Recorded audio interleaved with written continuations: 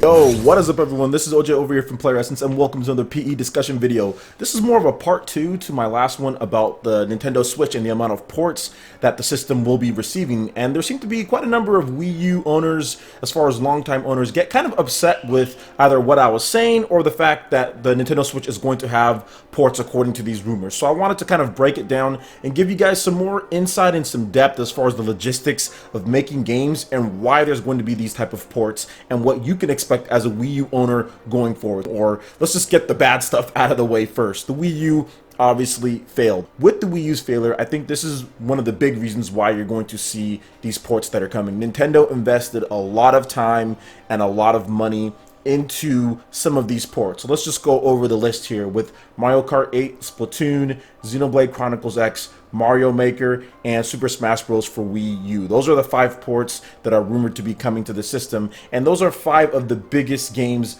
on the system. Nintendo invested, believe it or not, invested a lot of money and probably expected all of those games to sell a lot better when they're in the planning phase of the Wii U. All of these games were planned well before the Wii U got going, right? All of the teams started working on them well beforehand because all of these games released within the first 3 years of the Wii U's life cycle, with Mario Maker being the latest one. Well, Mario Maker and Xenoblade Chronicles X, but we actually saw Xenoblade Chronicles X well before its release date. So all of these games were planned and all the money and funding were going to that. And I think if you look at it, if you just break things down, the reason why the Wii U kind of had a lot of gaps in its lineup is because probably these 5 games took up a ton of money. Let's explain some of the logistics to you guys. When you're making video games, Nintendo, even though they have a lot of money, Microsoft, Sony, anybody, there's only a finite number of games that you can develop, that you can be researching, that you can be funding in 1 year.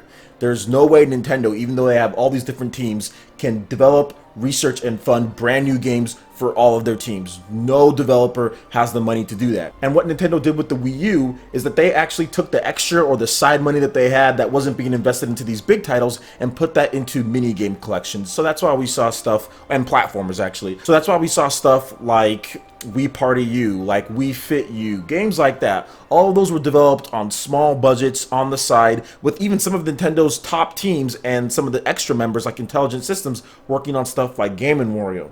Now, with the Nintendo Switch, Nintendo wants to avoid that. Obviously, the casual bubble has bursted. Nintendo knows that the Wii U was a failure, and they know that they can't have the gaps in between the big games like they did with the Wii U. So this is the reason why you're seeing some of these ports. There's going to be about 5 of them that we know about as far as Nintendo's first party games. And what they're going to be doing is that they're going to be filling the gaps. That's why many of these are rumored to not be at launch, but to be sometime like in between, to be sometime maybe in a couple months or afterwards. Super Smash Bros. Is rumored to not be at launch, even though that game's probably going to be ready at launch. They're going to wait and they're going to fill the gaps with these games. Now, if you already have a Nintendo Wii U and you have no problem, with those games and playing them on the Wii U, then that's fine. But chances are that many of these games here are going to come with enhanced features, are going to come with more things in them and better online play, and I can't stress that enough. I know some of you guys don't care about online, but all of these games have online centric modes. Every single one of them, as far as what Nintendo,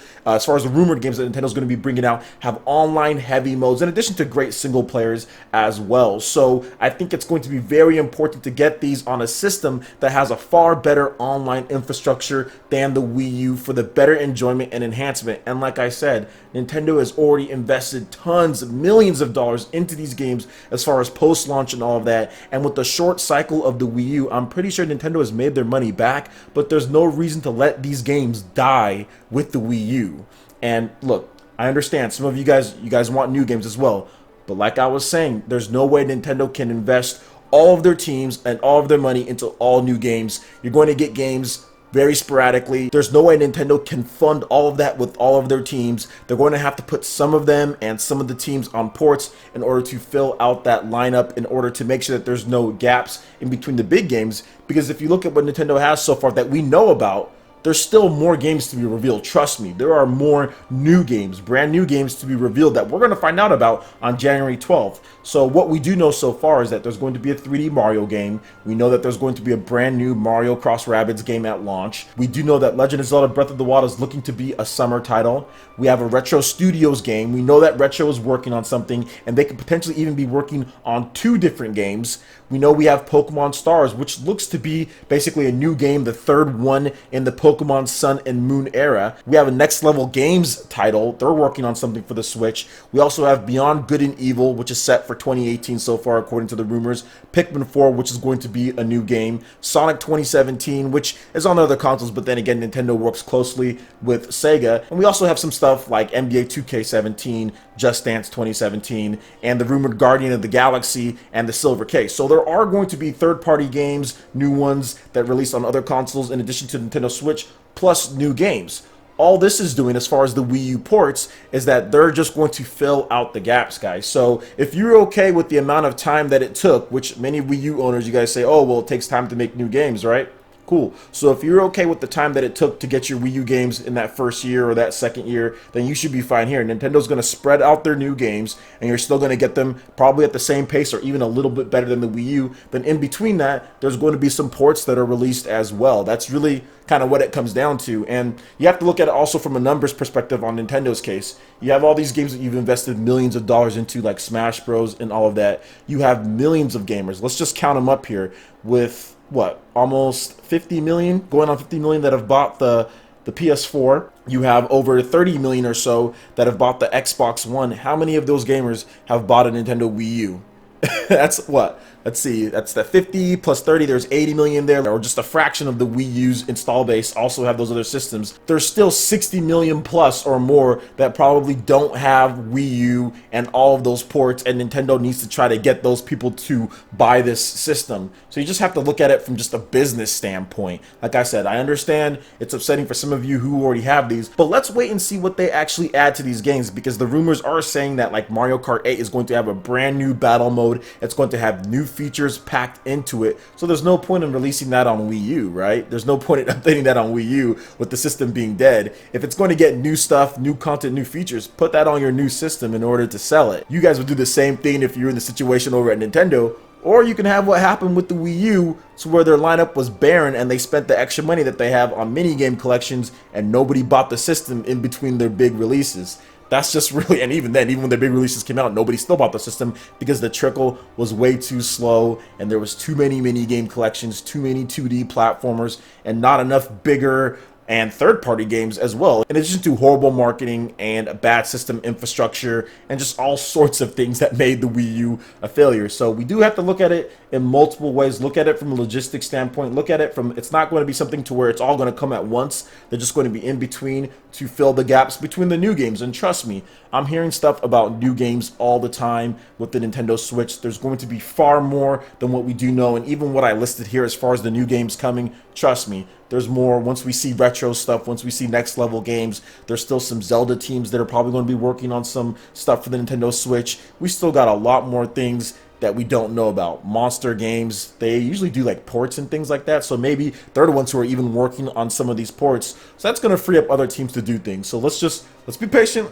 Let's wait and see, and trust me, I think a lot of you guys, especially if you're a Wii U owner, you're going to be happy with the first year lineup as far as new games. And if you didn't own a Wii U, if you had a Nintendo 3DS, which I think a lot of the ports and stuff like that is really for Nintendo 3DS owners or people who didn't have one, or people who want an HD experience, you know, like a lot of that is probably for them, because Nintendo, look at their audience. You had 13.5 million who bought the Wii U, and then you had over 60 million who bought the Nintendo 3DS. Obviously, there's a wide gap there. A lot of Nintendo 3DS owners didn't buy a Wii U, so Nintendo's also trying to get those people to buy a Nintendo Switch, considering that the Nintendo Switch now has portability. So Nintendo's in a tough spot as far as what to do next. And there's always going to be criticism, and that's fine. You can level criticism on them where it's needed, but at the same time, you also have to look at it from other factors to see what Nintendo can do in order to get the most people to buy their system as possible and not waste the money and time that they've spent on a system that's pretty much dead. All of these games that have all this strong online content and strong online modes but were hampered by the Wii U and its bad online infrastructure,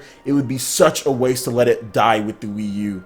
They need to bring that over to the Nintendo Switch. We're not going to get every single freaking Wii U game ported over to the Nintendo Switch. I don't think we're going to see stuff like Donkey Kong Country Tropical Freeze. I don't think we're going to see stuff like Captain Toad. I don't think we're going to see games like that. It's really just going to be the bigger games that have heavy online interactions that could vastly improve with the Nintendo Switch's online and what they're going to do. That's really what it comes down to, guys. And like I said, logistics. Nintendo can't put every single team making new games. There's no budget for that since everything is budgeted yearly.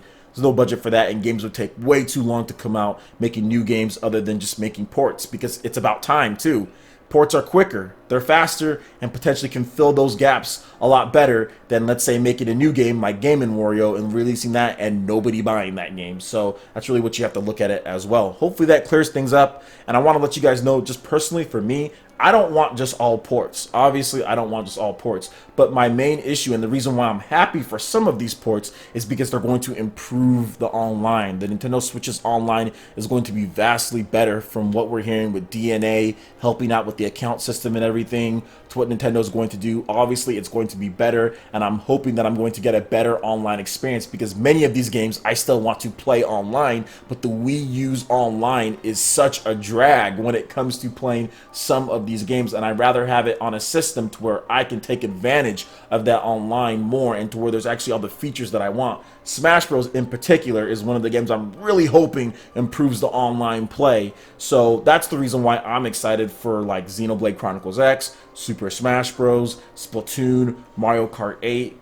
And for me, Splatoon, I really would like to play that game with a normal controller and not have to play with the gamepad. And with this one, with the Nintendo Switch version, I'll be able to play with the normal controller and not have to worry about the gamepad. So the thing to note really is that many of these games are probably also going to be outsourced to some outside development teams and aren't going to be using all of Nintendo's first-party teams. A lot of those first-party teams that were behind a lot of these original games on Wii U are probably already working on new games, because these are all ports. They're quick and easy to do, and they're faster. So don't worry about Nintendo's teams being tied up. Trust me, they're going to have new games coming out. A lot of these ports are probably made by just a few group of developers or outsourced, just because I do think that Nintendo will have a ton of new games as well, and they're not going to spend all of their time, resources, and money on just ports. That doesn't make sense, considering when you talk about ports, they're already done. They just need to be transferred over to a new system. That doesn't take a whole team to do. I think a lot of people who didn't buy the Wii U are also excited about this too, and this is really going to help the Switch sell. When you guys start seeing the sales come in, and when you start seeing other developers saying, okay, we're going to support it because of the sales and because of how strong the lineup is